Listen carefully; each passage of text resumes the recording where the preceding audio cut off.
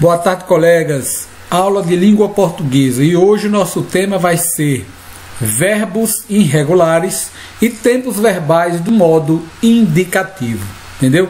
O nome parece ser um pouco complicado, mas vocês vão entender e vocês vão lembrar muito conteúdo aí que professores de vocês de outras séries, de outros anos já trabalharam, entendeu? Então é assim, eu quero que vocês prestem muita atenção, porque o conteúdo, por mais que for um conteúdo que vocês já viram, mas que quando se trata de verbo, nós sempre temos dificuldade em relação a esta classe gramatical. Beleza? Então, olha, dentre todas, eu vou lendo o material que eu já fiz aqui para vocês, eu vou lendo e vou explicando, viu? Vou dando exemplos. Fica melhor assim. Então, dentre todas as classes gramaticais, a que mais se apresenta passível de flexões é a representada pelos verbos. Quando se trata aqui de classes gramaticais, ó pessoal, eu vou fazendo assim para vocês ir lembrando. Quais são as classes gramaticais? Eu estou falando de... Vou colocar o nome delas aqui, viu? Olha, substantivo é uma classe gramatical. Adjetivo. Pronome. Preposição. Conjunção. Advérbio. Artigo. Numeral. Temos até quantas aí? 1, 2, 3, 4, 5, 6, 7, 8. Nós temos também a interjeição. E, por último, o que nós vamos ver hoje, os verbos. Então, tudo isso daí, ó, tudo isso daí é chamado de classes gramaticais. Aí ele está dizendo o quê? Dentre todas estas que eu acabei de escrever para vocês, ele diz que o verbo, vamos colocar o verbo aqui diferenciado, que é o que vai ser estudado, é a que mais apresenta flexões. E o que significa a palavra flexão? Flexionar quer dizer, vamos colocar assim, quer dizer mudar a sua forma, mudar de forma.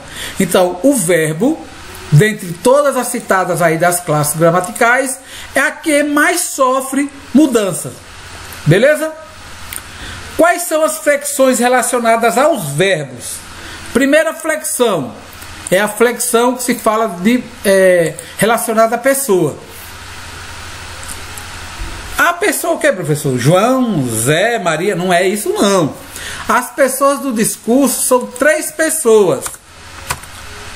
Temos a primeira pessoa, que é representada pelo pronome eu, que tanto pode ser no singular quanto no plural, não é assim? No plural é quem? É nós. Olha, temos o eu, primeira pessoa, e nós, primeira pessoa, tanto do plural quanto do singular.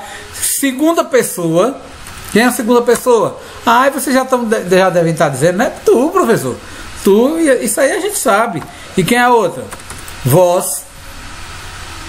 E temos a terceira pessoa, que a terceira pessoa se refere a ele ou ela no singular, né? Eu não vou colocar ela não, vou colocar só ele ou ela, vocês já sabem.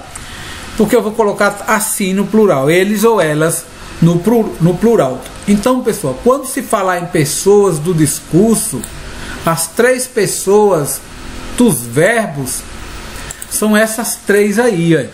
Primeira, segunda, terceira pessoa. O eu e o nós são pronomes, e vocês já estudaram os pronomes, só que são pronomes que representam a primeira. Tu e vós são pronomes que representam a segunda pessoa, ou pessoas. E a terceira pessoa é representada pelos pronomes eles ou eles, ela ou elas. Então, e para que existem essas 3 pessoas, professor? Essas 3 pessoas, meu, representam o discurso. Primeira pessoa é a pessoa que fala, segunda pessoa é a que escuta e a terceira pessoa é de quem nós estamos falando. Mas isso não nos interessa por enquanto. A única coisa que nos interessa por enquanto é saber que nós vamos falar de uma classe gramatical, que é chamada de verbo, e que esse verbo ele muda de forma. E essa mudança de forma é chamada de flexões verbais. São as mudanças. E que essas mudanças podem acontecer de pessoa. O verbo ele pode ser flexionado na primeira pessoa, pode ser flexionado na segunda pessoa e pode ser flexionado na terceira. Vamos dar um exemplo, né? Vamos dar um exemplo aqui. Vamos lá. Exemplo. Vou pegar o verbo cantar, que é o mais fácil. Eu vou conjugar ele no presente. Primeira pessoa do singular. Quem é? Eu. Presente. Eu canto. Olha que aqui ele tem uma forma que já é diferente dela no infinitivo. Porque antes de eu falar disso aqui, é bom ter colocado isso aqui, ó. Verbos no infinitivo. O que significa verbos no infinitivo? São verbos que não há mudança na forma. O verbo canto, por exemplo, é do verbo cantar. Os verbos no infinitivo são terminados por AR. Ó. Se fosse o verbo beber, seria terminado em ER. E se fosse terminado em partir, deixa eu botar o R aqui, seria o IR. Então você sabe que o verbo ele é no infinitivo por causa dessas terminações. AR, que quando se diz em AR, é porque ele faz parte da primeira conjugação. Por que primeira conjugação? São os verbos terminados em AR. Cantar, falar, dançar, estudar. Primeira conjugação. Agora, aqueles terminados em ER são os chamados verbos de segunda conjugação. Beber, escrever, rever, né? Ler, pretender. Todos esses verbos terminados em ER é segunda conjugação. Ah, então eu já sei, professor, que os terminados em IR só pode ser da primeira conjugação. Exatamente. Que é IR. Partir, cuspir, fingir, mentir. São os da... Epa, primeira conjugação não. Terceira conjugação. Só não confundam primeira pessoa, segunda pessoa, terceira pessoa, que nós vimos aqui em cima, ó, com conjugações, viu? Cuidado. Então, quando se fala em flexão, muda a forma que o verbo é. O verbo cantar era terminado em AR, primeira conjugação. Olha como foi que ele ficou na primeira pessoa do singular. Canto. Se fosse da primeira pessoa do plural, ele ficaria a mesma coisa? Não, ele ia mudar de forma. Então ele ia ser o quê? Flexionado. Então nós cantamos. Olha que ele já mudou a outra forma novamente, olha. Viu, meu povo? É isso que é flexão verbal. É a mudança na forma do verbo. E isso vai acontecer primeiro por causa da sua pessoa. Quando eu uso a primeira pessoa do singular é um jeito, quando eu uso a primeira pessoa do plural é outra coisa. Viu? Qual é a outra flexão ocasionada pelo verbo? Qual é o outro tipo de flexão? É o de número, que você já sabe, de número eu acabei de falar, né? Quando você usa eu, é primeira pessoa do singular. E quando você usa nós, é primeira pessoa, só que do plural. Então, quando eu falo em número, representa a forma pelo qual o verbo se refere a essas pessoas gramaticais. Eu estou falando disso aqui, ó, singular e plural. Quando eu falo em pessoa, primeira, segunda, terceira, do singular. Singular é número. As pessoas é a primeira, segunda, terceira. Número, singular, plural. Então eu tenho eu gosto. Quem é a pessoa? Primeira.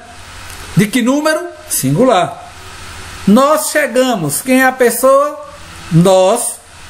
Quem é o número? Plural. Primeira pessoa do plural. Entendeu? Então eu deixo essa tabelinha aqui para vocês lembrarem. Singular e plural. Vamos fazer assim, né? Número. O verbo pode estar tanto no singular quanto no plural.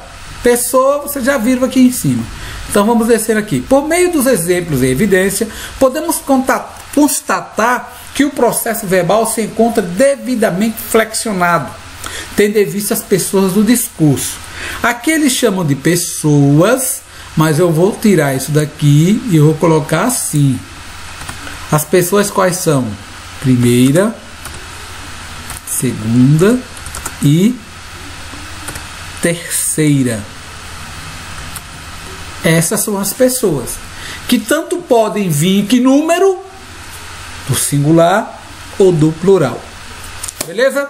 Então nós vimos até agora dois tipos de flexões dos verbos. As pessoas podem mudar os verbos e os números também podem mudar o verbo. Número, singular e plural. Cuidado, não vai botar 1, 2, 3, 4, 5 na prova não, que aí você, né? Então é bom assistir a aula por isso. E o outro elemento que faz flexão dos verbos é o tempo. Vamos ler aqui? Relaciona-se ao momento expresso pela ação verbal, denotando a ideia de um processo ora concluído, ou em fase de conclusão, ou ainda está para ser concluído, representado pelos tempos. Aí você sabe, né? Presente, pretérito e futuro. Lembrando que a palavra pretérito é o mesmo que passado, né? Então, quais são os tempos verbais? Presente, pretérito e o futuro. Tá difícil até agora? Eu acho que não, né? São coisas que vocês já viram. E quem nunca viu, que eu acho duvidoso, que nunca ter visto, possa que não prestou atenção. Mas são conteúdos que vêm se arrastando desde a segunda série. E aí, nós vamos para outra flexão que acontece, que é a questão dos modos. Talvez esse vocês estejam mais esquecidos. Quais são os modos verbais?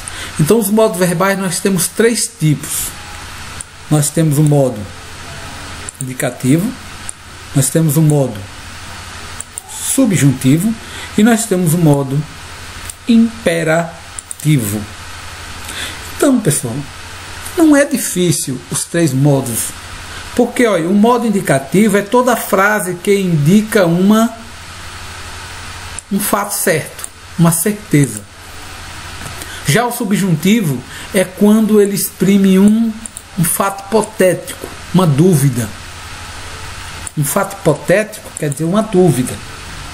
E aquele imperativo é o que expressa geralmente uma ordem, ou que expressa um pedido. Vamos dar um exemplo de cada aqui para ficar mais claro? Vamos lá. Vou colocar um exemplo. Faz uma frase do tipo: eu gosto de banana. Pronto. Eu gosto de banana. Quem é o verbo? Ah, professor, eu sei que o verbo aí é o verbo gostar. Se é o verbo gostar, ele pertence a qual conjugação? Lembra das conjugações que eu coloquei aqui? É a primeira, porque é terminada em AR. Certo? Muito bem, você acertou. Só que eu não quero saber disso, eu quero saber como é que ele está flexionado. Qual é a pessoa desse verbo? Eita, e a pessoa, não estou lembrado. Claro, pessoal, a pessoa é primeira pessoa, que é o eu, né? Qual é o número? Ah, eu sei que é singular ou plural. É singular. Beleza. E aí, olha que nós já vimos, olha. Vimos aí, eu falando, brincando com vocês, vimos quem é a pessoa, que é a primeira, né? O número, que é singular. E o tempo. Se eu digo assim, eu gosto de banana. Eu gostei de banana? Eu gostarei de banana? Ou eu gosto de banana? Presente. O modo é indicativo, como diz aqui no próprio nome, olha. O modo ele vai ser indicativo. Deixa eu colocar uma cor diferente assim. O modo ele é indicativo. Por que o modo é indicativo? Porque dá uma ideia de um fato certo. Quando você diz que gosta de banana, você não tem dúvida do que você está falando, você está tendo certeza. Então, modo indicativo. Mas se eu fizesse isso, olha. Exemplo. Se eu fizesse isso, olha. Se eu gostasse de banana, aí sim. Você está dizendo que você gosta de banana? Você está expressando uma dúvida na pessoa com quem você está falando. Então aí nesse caso aí agora, não é mais um modo indicativo. Aí é modo subjuntivo. Deixa eu colocar assim. Tenho certeza. Que aí vocês lembram, né? O que diz. Aqui. Tem dúvida. E aqui nós temos o modo imperativo, que exprime uma ordem. Por exemplo. Por exemplo. Coma.